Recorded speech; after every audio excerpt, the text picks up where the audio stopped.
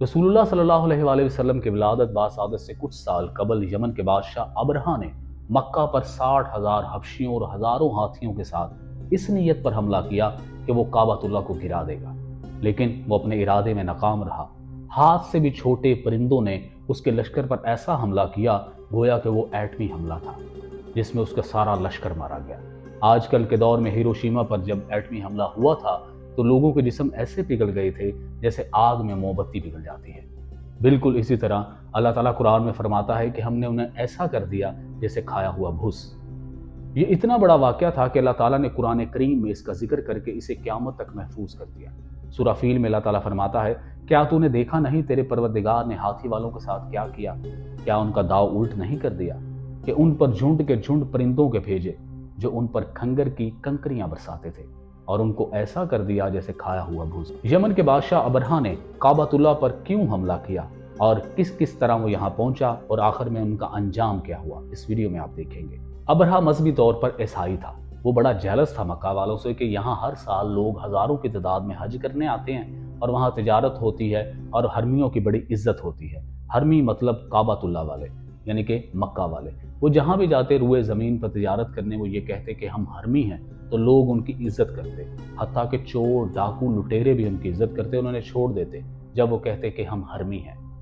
तो यमन के बादशाह अबरहा ने अपने दारुल हुकूमत सिना में एक बहुत बड़ा चर्च बनाना शुरू किया ताकि जिस तरह लोग काबतुल्लाह की ज़ियारत करने के लिए हज के लिए जाते हैं तो लोग इस तरह उस चर्च में भी आया करें और उसकी इज्जत हो और लोग वहाँ तिजारत करें और वो भी इम्पोर्टेंट हो जाए हरमियों की तरह। जब ये चर्च बन गया तो अबरहा ने हबशा के बादशाह को खत लिखा कि इस घर के इफ्तिताह के लिए आओ। यही बात जब कुरैश में गई तो कुरैश के एक कबीला था बनु किनाना, वहां से एक शख्स पहुंच गया सिना में यमन के दारुल हुकूमत में। उस चर्च में जाके उसने पेशाब कर दिया। तहकीक की तो मालूम हुआ कि ये काम एक हरमी शख्स ने किया है, यानी कि मक्का वालों ने। अबरहा को बड़ा गुस्सा आया। उसने 60,000 हबशियों का लश्कर इकट्ठा किया, हाथी इकट्ठे किए और काबतुल्लाह को गिराने की नीयत से निकल पड़ा। तो जब अबरहा अपना लश्कर लेकर मक्का के पास पहुंचा तो वहां उन्होंने एक शख्स को पकड़ा। उसका नाम था नफेल। नफेल का नाम आपने याद रखना है, एंड में इसके बड़े बेहतरीन अशार हैं इस पूरे वाक़े पे। तो नफेल को उन्होंने पकड़ा, नफेल को मारने लगे। नफेल ने कहा, मुझे मारो मत, तुम गैर ज़मीन में हो, मैं मक्का तक तुम्हारी रहनुमाई कर सकता हूँ, मुझे कैदी बना लो। उन्होंने कहा चलो ठीक है, इसको साथ ले लो।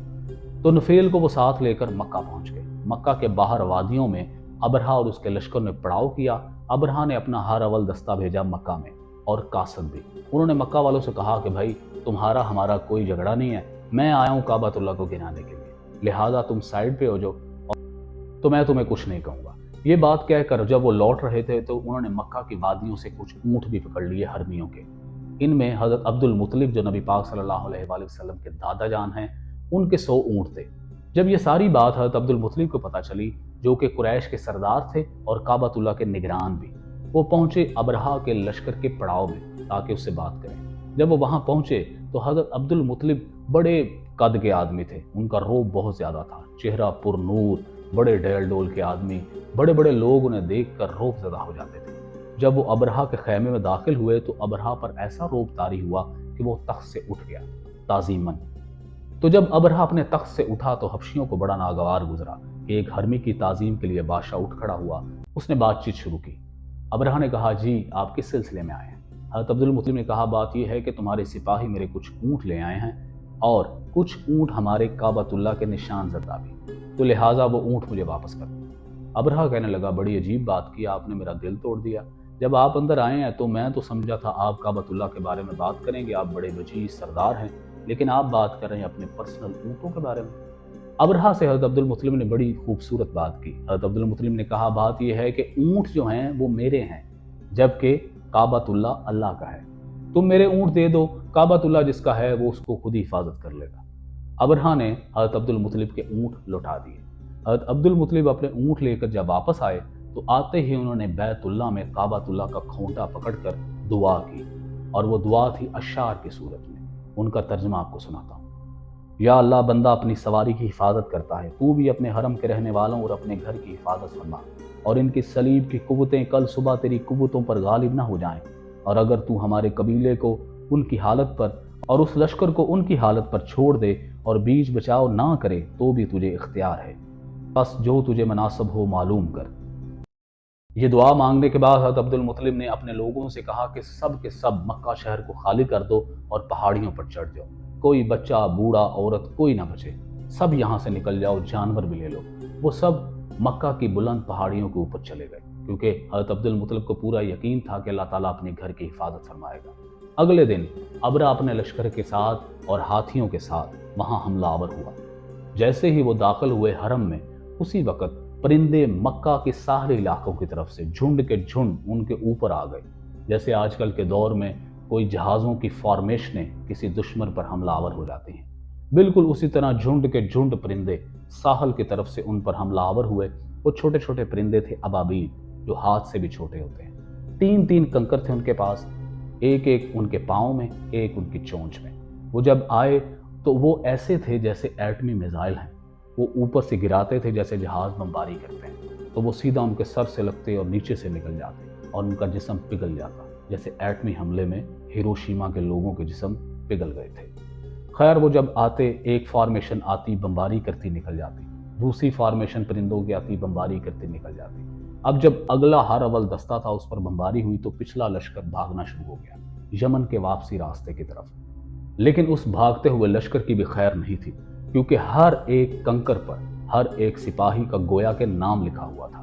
وہ لیزر گائیڈڈ میزائلوں کی طرح ان کو لگتے تھے اور وہ یمن کی شاہراہ پر میلوں تک ان کی لاشیں پڑی ہوئی تھیں۔ اب آ گیا نفیل کے اشعار آپ کو سناتا ہوں، جو اس پورے منظر کی منظر کشی کرتا ہے اشعار کی صورت میں۔ اے مجرموں، اب بھاگنے کی جگہ کہاں ہے؟ قہر خدا تمہاری تلاش میں تمہارے پیچھے لگا ہے، اور وہ اشرم یعنی ابرہہ اب مغلوب ہو چکا ہے اور اب کبھی غلبہ نہ پا سکے گا۔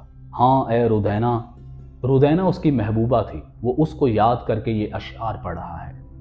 ہاں اے رودینا، ہماری جانب سے تم لوگوں کو سلام پہنچے اور تم لوگوں کی سلامتی سے ہماری آنکھیں صبح سویرے ٹھنڈی ہوں۔ رودینا، کاش تو وہ منظر دیکھتی، خدا کرے تو وہ منظر کبھی نہ دیکھے جو ہم نے وادی مہسب کے پاس دیکھا، اور اگر تو وہ منظر دیکھتی تو مجھے معذور سمجھتی اور میرے کام کی تعریف کرتی اور ہمارے آپس کی جدائی پر غم نہ کھاتی۔ میں نے پرندوں کو دیکھا تو اللہ کا شکر ادا کیا کہ امداد الہی آن پہنچی، اگرچہ وہ پتھر جو ہمارے ساتھیوں پر پڑ رہے تھے ان سے میں بھی ڈر رہا تھا۔ اب آخری شعر بڑا مزے کا ہے۔ نفیل کہتا ہے کہ وہ بھاگتا ہوا حبشیوں کا لشکر ہر شخص میرا پوچھتا تھا کہ نفیل کہاں ہے، گویا کہ میں نے ان کا قرض دینا ہو۔ وہ نفیل کو اس لیے پوچھتے تھے کہ بھاگتے ہوئے لشکر کو یمن کا راستہ معلوم ہو سکے، لیکن انہیں نہیں پتا تھا کہ اب کہیں پر بھی جائے پناہ نہیں، خدا کا عذاب آ گیا ہے۔ تو وہ یمن کی شاہراہ پر اوندھے پڑے ہوئے تھے، اور اللہ تعالیٰ نے جس طرح فرمایا کہ ہم نے انہیں ایسا کر دیا جیسے کھایا ہوا بھوس۔